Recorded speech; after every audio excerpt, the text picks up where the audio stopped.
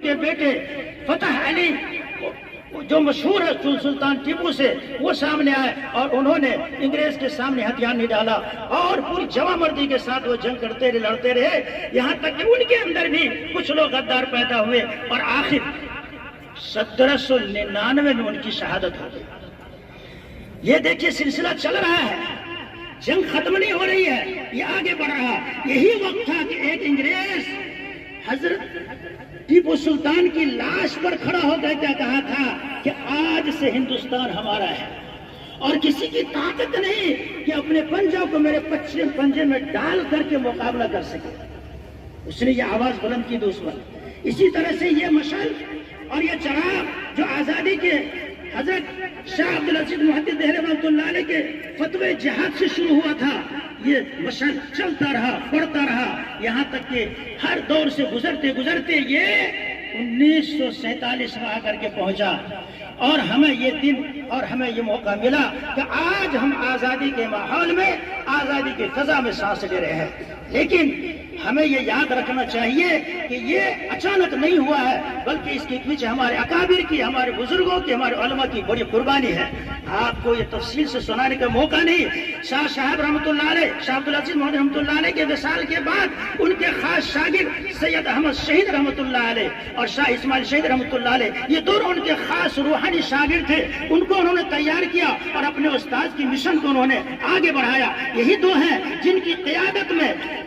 بالا کوٹ کے میدان میں جنگ لڑی گئی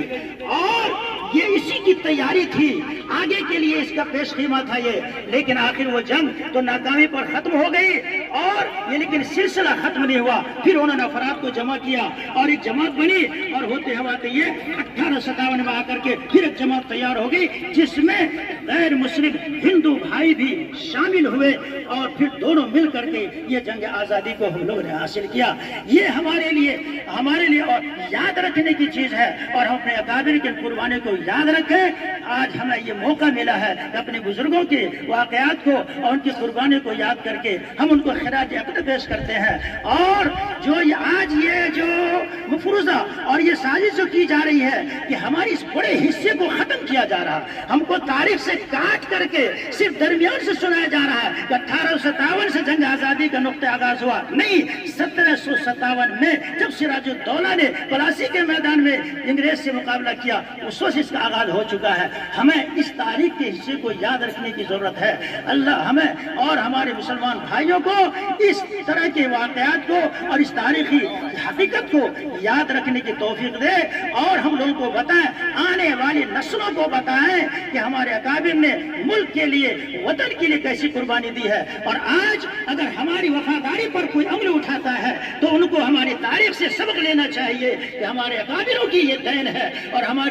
ہمارے اسلاف کی یہ قربانی کا نتیجہ ہے کہ ہم اور آپ آج آزاد بھارت میں اور آزاد ہندوستان میں آزادی کے سانس لے رہے ہیں۔ یہ یوں ہی ہمیں تحفے میں نہیں ملا ہے، ہمیں سجا تھال میں نہیں ملا ہے، بلکہ یہ خاک اور خون میں تڑپنے کے بعد اور اپنے خون کو ندی کے بہانے کے بعد اور یتیموں اور بیواؤں کو بنانے کے بعد، یہ قربانی کے بعد ہمیں یہ دن ملا ہے اور ہمیں اس کو یاد رکھنے کی ضرورت ہے اور ہمیں لوگوں کو بتانے کی بھی ضرورت ہے کہ ہم اپنے تاریخ سے کٹیں نہیں۔